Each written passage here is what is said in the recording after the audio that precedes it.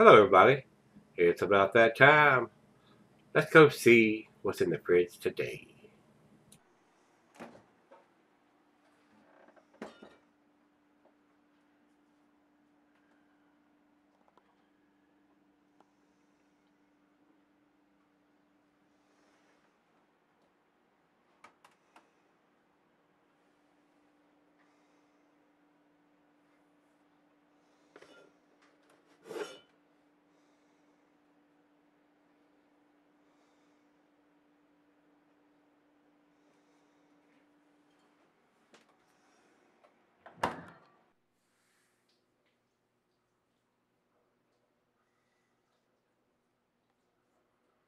Hello, everybody. Welcome to Gregsbeerreviews. Today, I do appreciate you stopping by. Look at this great big 22-ounce wax-covered bottle from Deschutes Brewery. This is their Jubel 2015. I could not find anything anywhere about this beer. Went to the Deschutes Brewery and they're calling it Super Jubel. It doesn't have that written on the label, so I don't know what to tell you here, guys. On the bottle here, it just says Jubel 2015 Deschutes Brewing Ale aged in Pinot barrels with Oregon oak barrels. This comes to me from Brandon C. down in Texas. He asked me if I would be interested in reviewing this. I said sure, but I couldn't find anything about this beer that actually related to what the label said. It does have, this was bottled on January the 23rd of 2016. It says best after, not bottled on.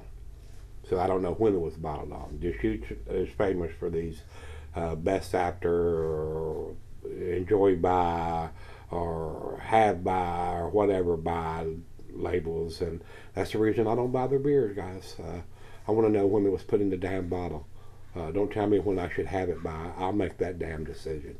So, it says here 10.4% alcohol by volume.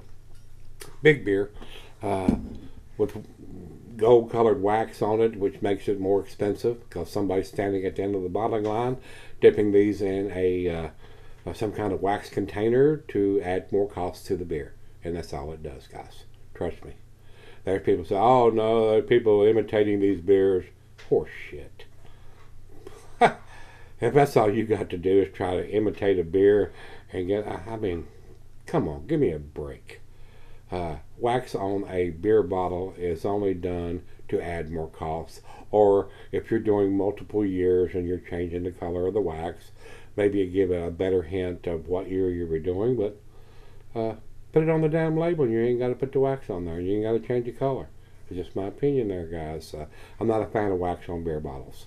Everybody that's been following me and seeing what I have to say about wax colored bottle know how I feel about putting wax on a beer bottle cap. This adds cost. It doesn't do anything. It's like tits on a boar hog. It's useless. To me. It's my opinion. Yeah, just my opinion. So, everywhere they're calling this Super Jubel, which is not what's written on the label. And Beer Advocates calling it an American Strong Ale, and Untapped's calling it a Winter Warmer. A lot of confusion about this beer. So, it is what it is. I'm going to basically grade this on what I think of it, and to hell with Beer Advocate and Untapped on this one. So, I'm going to do this as I've never had it before, which I have not. And whether I've seen any kind of ratings or descriptions or whatever, I don't buy Deschutes beers, even though they're available here now, because they do these best before, best after, what after. Give me a break. Put the bottle on date on it. It says 2015, so that's all we got to go by here. It was done sometime in 2015. Whether it be January, July, or December, I have no idea, guys.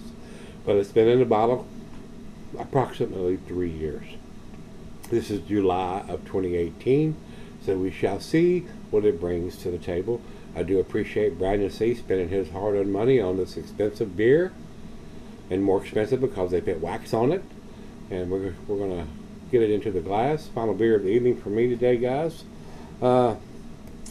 Let's see what this says over here on Untapped. It says a Super Duper Jubel Ale. And there are some beers named Jubel Ale, but that's not what it says on the front of this label. It doesn't say Jubel Ale. It says Jubel 2015. So, it is what it is. You got to figure it out for yourself if you want to figure it out for yourself. It's made with the same recipe as Jubel Ale, but with an increased amount of malt to create a stronger beer for the most festive time of the year. And what would that be? Would that be Christmas? Would that be New Year? Would that be 4th of July? I don't know what their festive time of the year is. Some of it is aged in Oregon Pinot oak cask and then blended it back to create a super smooth experience.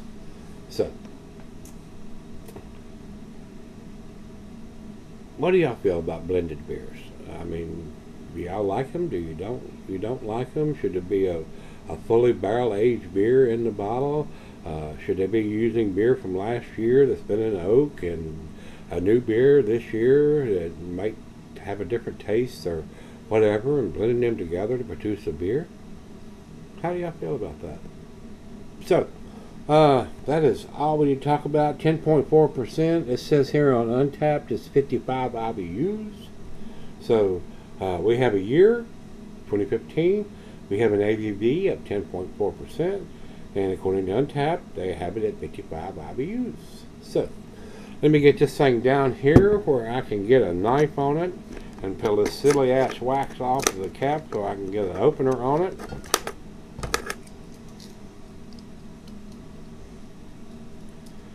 So hopefully I won't slice my fingers off trying to get this open.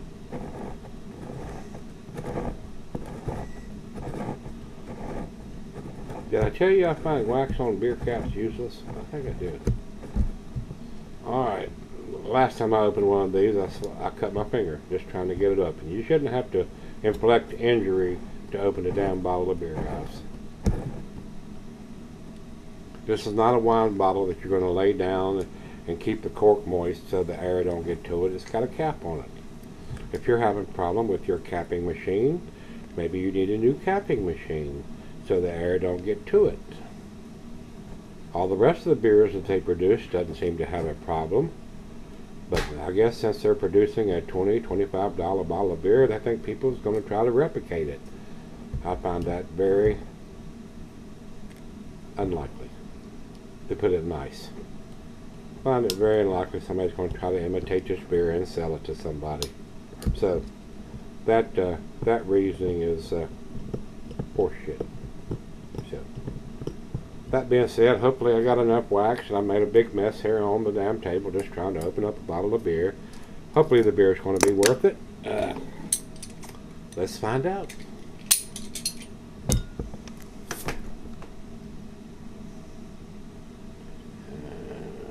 I think I got it off without the wax going down into the beer. What a mess. What a mess. Whoever invented putting wax on our beer bottle, I wish they'd have it crammed up as well. I won't say that. Into the glass we go here, guys. And before I get carried away and do that, let's do this.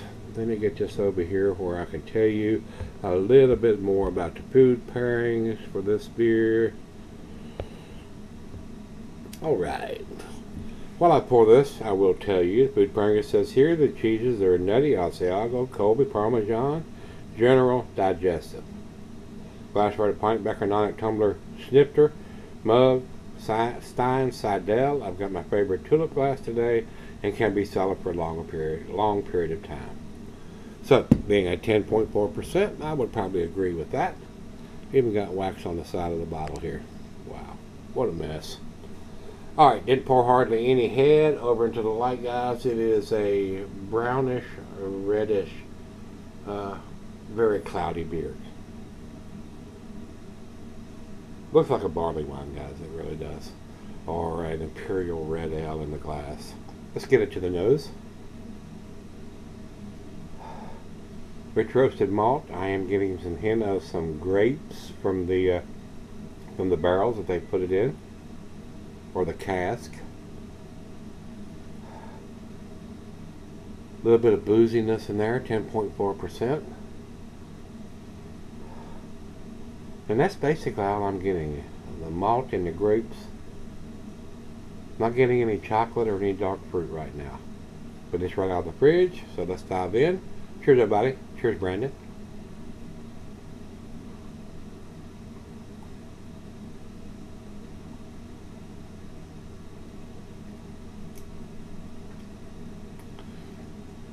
Rich roasted malt. Big time booziness. The alcohol is not well hidden in this beer. Definitely got the grape-esque, venomous, what do they call it? Pinot, which is a type of wine.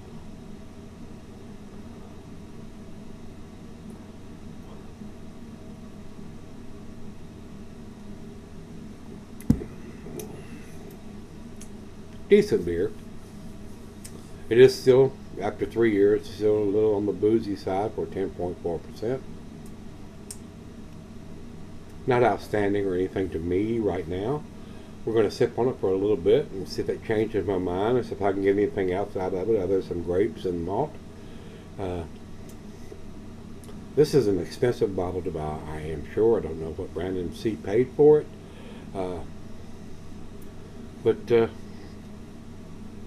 it's not blowing my hair back on my socks off here, guys, and it ain't because it has wax on it. I don't like that. It's a little heavy on the boozy side. I've had better American strong ales than this, but this may be what they were after putting in that type of barrel. They may be wanting to go more for a grape-esque, wine-esque flavor to the beer instead of something with bourbon or whiskey, rye, whatever barrel they wanted or could have put it in. Big alcohol beer, so if you want to jump into the fast lane real quick, this one will probably do that. But kind of one-dimensional to me here, guys. So let me let this warm up, pour her a glass, and we'll come back and see where it falls into the grade category. I'll be right back. Alright, guys, I'm back. Got just a little left here. Decent beer. I'm sure it's probably a well-made beer. I still find it kind of a little bit on the boozy side for a 2015 edition. As far as I know, I'm not sure because of a lot of misinformation. This label does not have Super Jubel or Jubel Ale written on it. But it is a 10.4%, so that's as close as I could find on Beer Advocate and Untapped for this beer. Decent beer, nothing to write home about, not an outstanding beer. I don't even think it's an A beer, guys. For what Brandon C. had to pay for this, I'm kind of disappointed. I think Deschutes makes some better beers than this. The Abyss comes to mind right off the bat.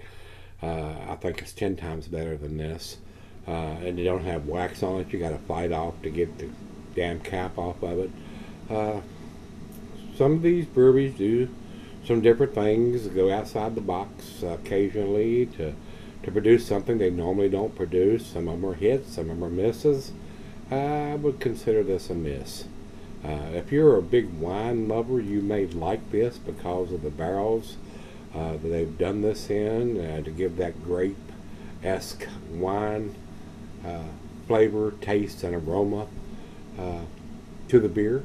But to me, it just doesn't work. Doesn't blow my hair back or my socks off or anything like that.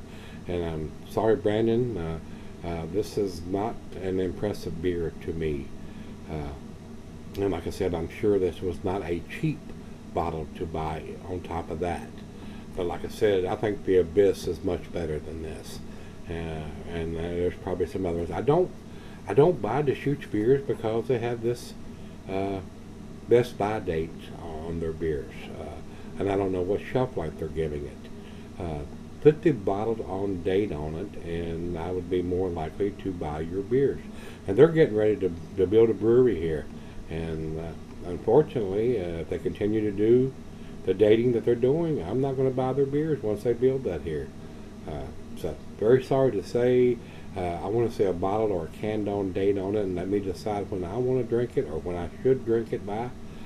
depending on the style of the beer. And a lot of breweries have gone to this enjoy by, best by, or have by, or whatever by date. Give me the damn, when you put it in the package, that's what I want to see. And I'll make that determination when I want to drink it, depending on the style. So, final chug, enough ranting and raving. Final chug.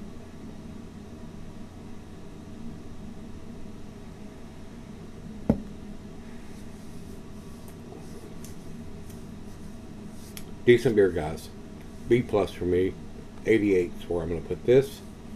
Over to Beer Advocate, they say 3.98, also B plus. And Untapped has it at 3.9, also B plus. B plus beer, guys. Shouldn't be a B plus beer when it has wax on the top and it costs $20, $25 to buy a bottle. When you spend that kind of money, you see this bottle with wax on it, you expect it to be an outstanding world-class beer, and to me, this is not. So, Brandon, sorry my friend, my brother, I do appreciate you spending your money on it and sending it to me, but this did not impress me whatsoever. They do, Deschutes makes better beer than this. And that being said, if you've had this one from Deschutes, this is their Jubel 2015 Super Jubel, Jubel Ale, whatever you want to call it, or whatever. Let me know what you think, guys. A little disappointed here today. I was expecting better than that from these guys on this style of packaging. So, if you've had it, let me know what you think. Till we meet again, let's go see what's in the fridge.